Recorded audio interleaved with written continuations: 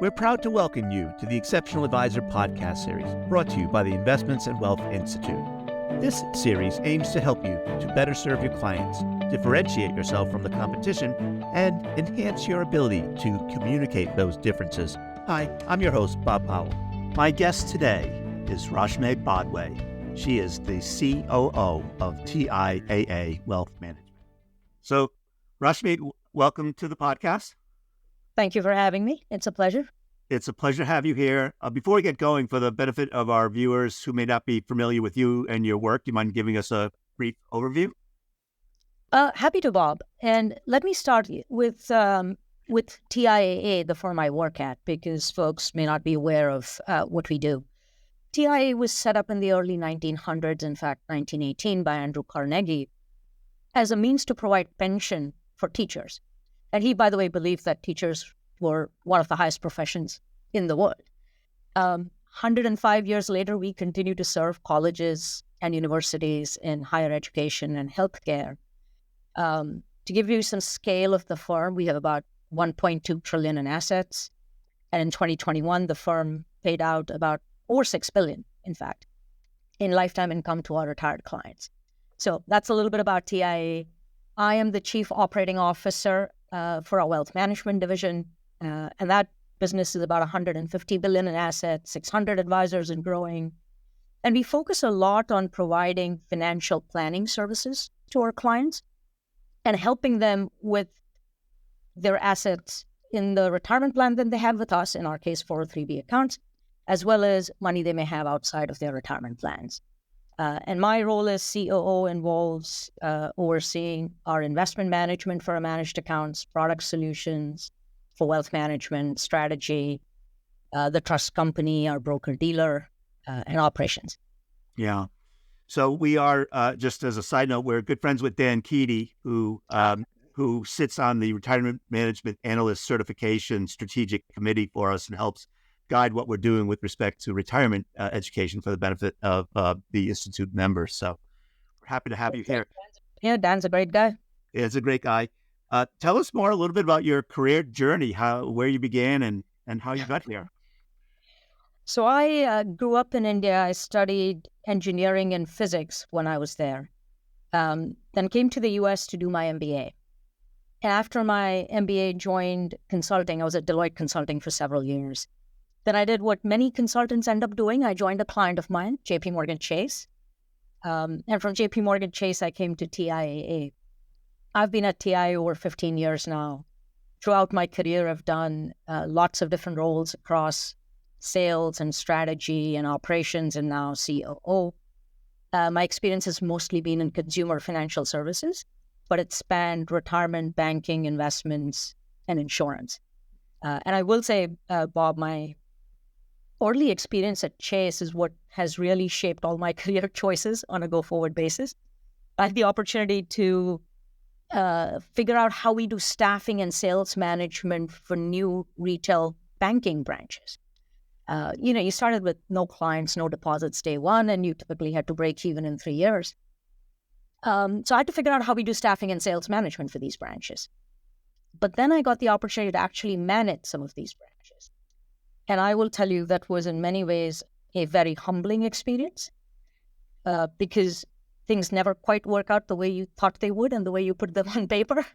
But it was also a tremendous learning experience. And I learned that I loved roles where you start with a blank sheet of paper, you design a solution, and then you go help deliver on it. So in many ways, my current role is very similar. It feels like a startup within a big firm. So talk more about your current role in terms of what's going on with the TIAA's wealth management business. So we took a hard look at our business a few years back, and we did a deep assessment. We spoke to clients, we spoke to advisors, we understood where the gaps in our business were. We also understood the potential for our business. So what we are doing right now is embarking on a very, very large transformation of the business.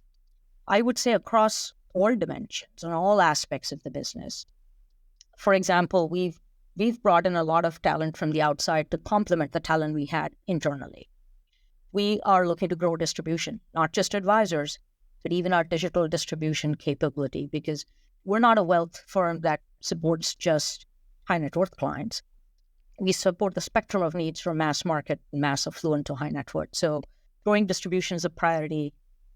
We are looking at our products and solution set, starting with client needs. Where do we have gaps? And that's going to dictate our product journey over the next few years. And then finally, we're looking to make a significant investment in technology. The best way, Bob, I can describe that is we're looking to fix the leak versus keep patching the drywall. So I'm eager to hear more about technology and digital capabilities. Yeah, so let me start with the bad news in some ways. I don't think there's no silver bullet when it comes to modernizing technology, especially for large firms that often have a lot of legacy data and infrastructure that's been built up over the years. And we are approaching it in two ways. As I said, we want to focus on fixing the leak versus patching the drywall. That's one. Second is we want to look to leveraging the technology ecosystem in a different way than we have done in the past. So let me tell you what I mean by these. You think of fixing the leak versus patching the drywall. As a customer, Bob, you're very familiar with this. You go onto Amazon, you're browsing a product, it shows you, well, the last time you purchased this product was so-and-so date, and you can link to the order, right? To me, that's good data underneath it that is enabling that, right? Well-stored, easily accessible, controlled data set underneath it. The other is, when you go on Amazon, again, as an example, you can see where your package is, right? Hey, you could say it left the Trenton post office and is going to arrive at my home in Princeton by 4 p.m. Well, that's supply chain automation. That's using RFIDs and barcodes through the supply chain. The equivalent in our business is a front-to-back process, right? That goes front office, middle office, back office. So to me, if you have to have good experiences, you have to invest in the foundational capabilities like data and optimizing your supply chain. So that's what I mean by when I say fix the leak versus patch the drywall. That is the type of investment we're looking to do. And then the tech ecosystem is also an interesting thing. I think many firms at one point started with building their own technology. Then we went down the path of integrating best of breed. So you have best of breed investment management solution, best of breed custodian platform, best of breed workflow that you're using to knit all this together. But that proves to be a little hard, especially for firms that don't have a lot of scale. So the approach we're taking is to say, let's step back and rethink this. A lot of middle and back office processes, when an advisor is putting in a request to change addresses, beneficiaries, take a required minimum distribution, or a client is doing that, that's a commoditized process. We don't want to spend our time and energy on integrating those commoditized processes. So we want to leverage a third-party partner that maybe gives us 80-90% of what we need. And where we want to put our energy and look for best-of-breed solutions is in the front office, where the advisor interacts with the client. In our case, integrating with the retirement business so that there's a seamless experience from retirement into non-retirement solutions, or providing insights to clients. That's where I think our precious time, energy, and resources need to be spent. So does that translate into sort of more personalized experiences for the client then? It absolutely should. So, if you actually look at what's happened in the industry, in my view, it's very interesting. It's a growth industry for sure, wealth management. But the top line growth numbers have masked some underlying dynamics, right? I think a lot of the growth has come from market appreciation, not organic growth. And there's pressure on margins because it's a competitive industry with a war for talent. The regulatory burden is evolving, and customers want the Amazon, Uber-like experiences, and they expect that out of financial services. So to me, what that means is we have to think of competing differently. Like, gone are the days when you competed based on product. Today, you're trying to compete on experience. I don't think that's going to be sufficient pretty soon. Good experiences will become table stakes. And what we would have to do is provide deep personalized insights to our clients. And that is why I think this technology and data transformation becomes absolutely key for us. Yeah. Just as you're talking, I'm thinking that's no easy task, in part because, especially as it pertains to retirement income planning, I often think of it as a row by row, as a spreadsheet, a row by row and a column by column exercise where no one person has the same facts and circumstances. That's exactly right. This is absolutely not going to be an easy exercise. I think if you think broadly about the challenges associated with a transformation, especially in the technology space, it's a few things. One is changing habits is hard. And so what happens is adoption can become a problem. It's like you build a great new mousetrap, but the mice are finding a different path. Or the other thing that happens typically is there's a tendency to lift and shift what you have today onto a new capability. But which means you're taking all your legacy duct tape and Band-Aid onto the new technology platform. So if you ask me, those are the things I actually really worry about. Every solution is solvable. It's the change mindset. It's the ability to think differently is where the rubber is going to meet the road. Yeah. So you mentioned one risk or drawback to using and relying on technology. There are others? Well, I certainly think, I don't know if it's a drawback, Bob, but it's certainly a challenge we're all facing, which is take modern technology like AI, where there's been a lot of buzz and hype about AI. And the question is, how do firms leverage these capabilities over the long run to differentiate themselves to compete effectively? And, it's interesting. The most common question I get from advisors regarding AI, will it replace me? Mm-hmm. That's the question I get. And I don't think that's on the horizon, by the way. I think AI is in its early stages, a little bit like the internet was once upon a time. Everyone's experimenting. Things haven't quite settled, though. We, like other firms, are certainly experimenting as well. And the way I see AI playing out is more as a co-pilot for the advisor. Mm-hmm. So using AI to make an advisor's job easier, more efficient, more effective. I'll give you maybe 2 examples of use cases we're looking at to make this tangible and real. One is when a new advisor comes on board, you invest a lot in training them and skill building. One of the things advisors do is role plays. Mm-hmm. And we're looking at a use case where AI can potentially give real-time feedback and grade the role play. Because unlike machine learning, AI is very good at understanding what is happening in real time and reacting to it and providing insights based on that. So that's one use case. The other is giving advisors tips on good documentation when you're doing account opening is an example. And by the way, what it can do is not only look at that advisor's documentation patterns, but also look at all the advisors and where are the big gaps we've typically seen and what are best practices. So that's what I mean by looking at AI as a co-pilot to the advisor.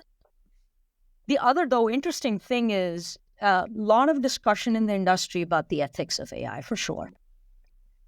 But what is not talked about a lot, in my mind, is what it means to the advisor-client relationship. So here's what I mean by that. I think AI, in many ways, has the potential to do what WebMD did for doctors. So WebMD is a great tool, by the way. You can go get a ton of information that you did not have access to before. But on the other hand, you also run the risk of you look up your symptoms and you're convinced you have cancer. So this interesting paradox that consumers are going to be more savvy because they have ready access to information, but they're at the same time potentially more misinformed. And the question is, how does an advisor deal with that when a client's gone online, done a search, has a point of view, and it's a point of view that the advisor needs to course correct? So I think that's going to be an interesting journey for us and challenge for us as the usage of these tools gets more and more prevalent in the industry. Yeah. In one of the other hats I wear, we for Retirement Daily on the Street, we've been running a series called Man vs. Machine, where we ask AI a question, a personal finance question, and then we ask a subject matter expert to critique it. We've had Colleen Carcone and Joel gold grab That's right.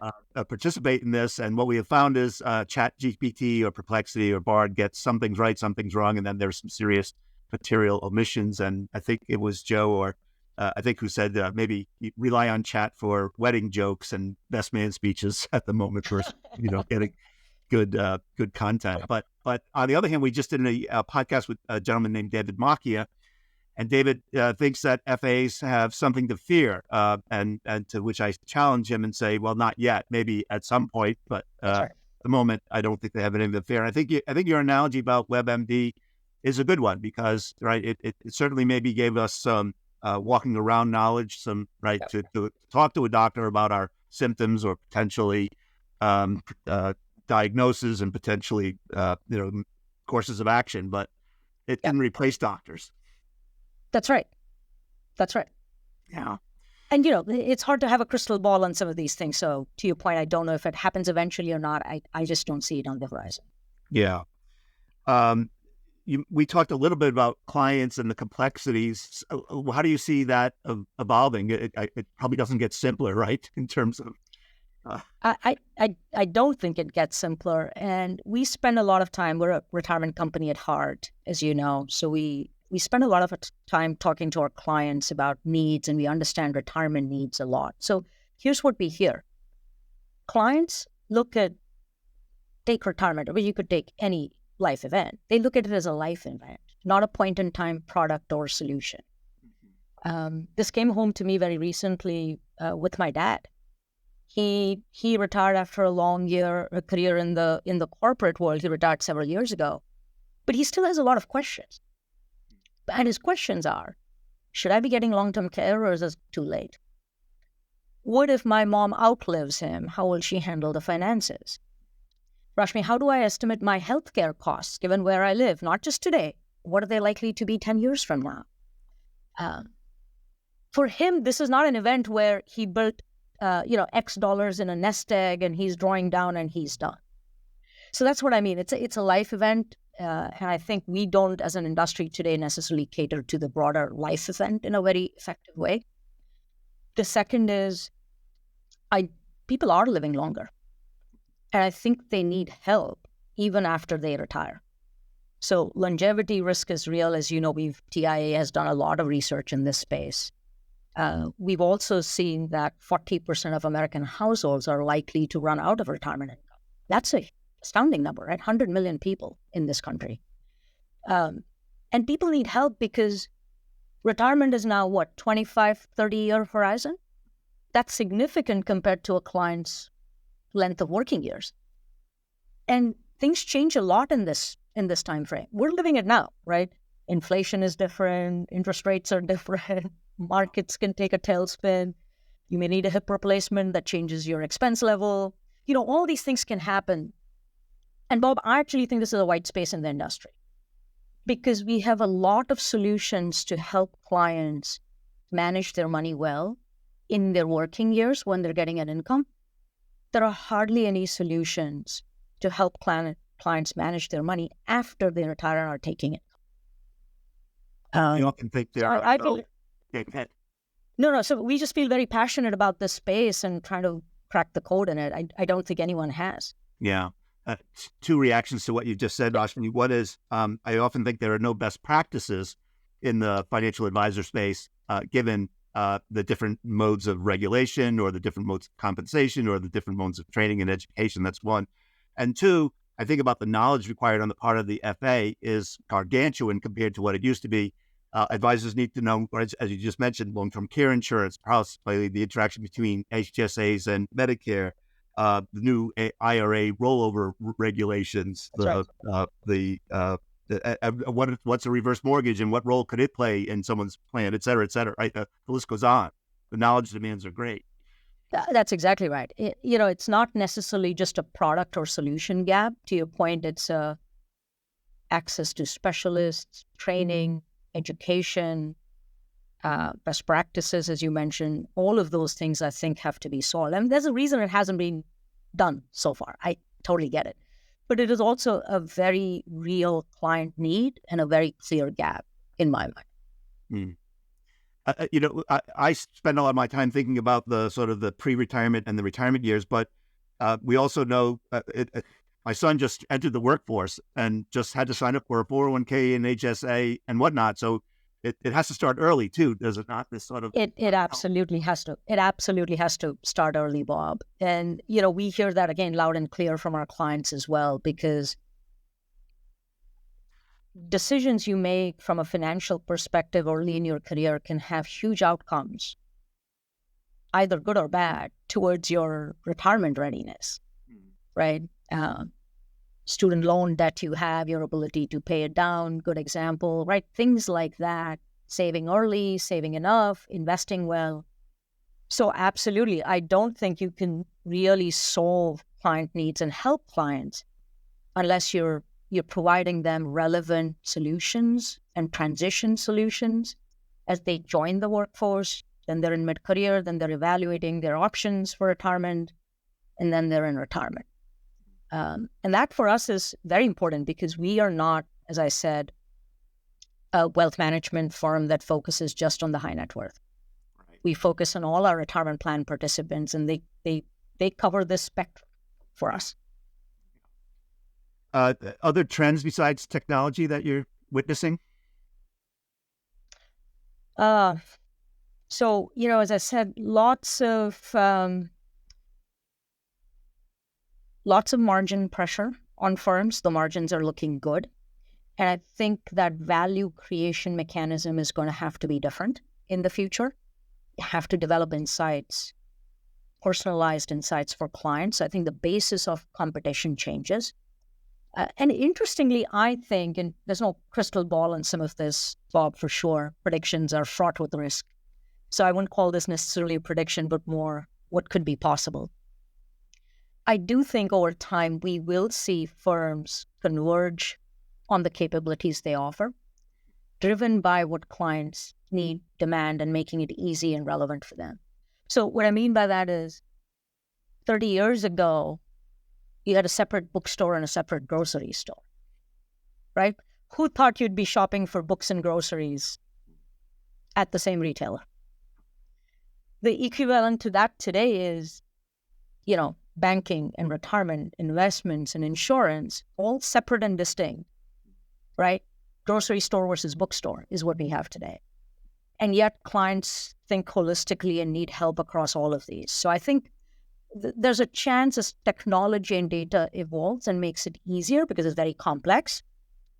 I think firms will try to create value by providing more integrated experiences across what have been historically, I think, silos in many ways.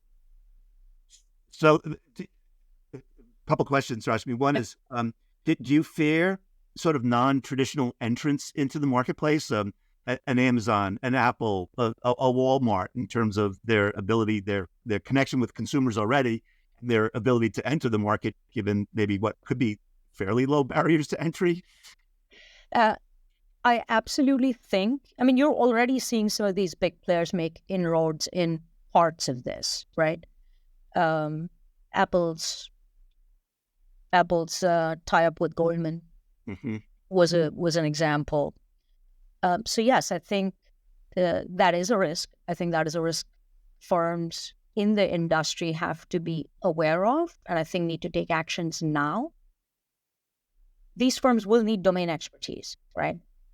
The regulatory environment, the domain expertise is highly complex. So I don't think a tech firm without some form of partnership and domain expertise could be successful. They could go acquire it for sure. But by the same token, established firms in the industry have the domain expertise. They don't necessarily have the technology. So in my view is which one gets to the middle ground the fastest is what it will dictate. So the Institute is comprised of 15,000 or so financial advisors who have the CIMA, CPWA, RMA designation. What advice do you have for, our audience, for the FAs that are listening to this? I would say the one piece of advice I would give FAs is don't be afraid of technology. Don't be afraid of AI. I think the more you engage with it and learn how to use it effectively, I think you become really more efficient and effective for your clients. So keep the fear aside, I think, and embrace it. So we covered a lot of ground. Anything we missed or anything that bears reemphasizing? No, I think this has been a wonderful conversation. Thank you for having me, Bob. Yeah, thank you, Rashmi, and hopefully you'll join us back another point in time, and we can talk about how technology has evolved even further. Happy to. Glad to be here. Thank you for listening to the Exceptional Advisor podcast brought to you by the Investments and Wealth Institute. If you've enjoyed this podcast, please subscribe through iTunes, Spotify, or our website at www.investmentsandwealth.org/podcast to get the latest episodes of our Exceptional Advisor podcast series. For additional resources, updates on events, and exclusive membership deals, visit www.investmentsandwealth.org.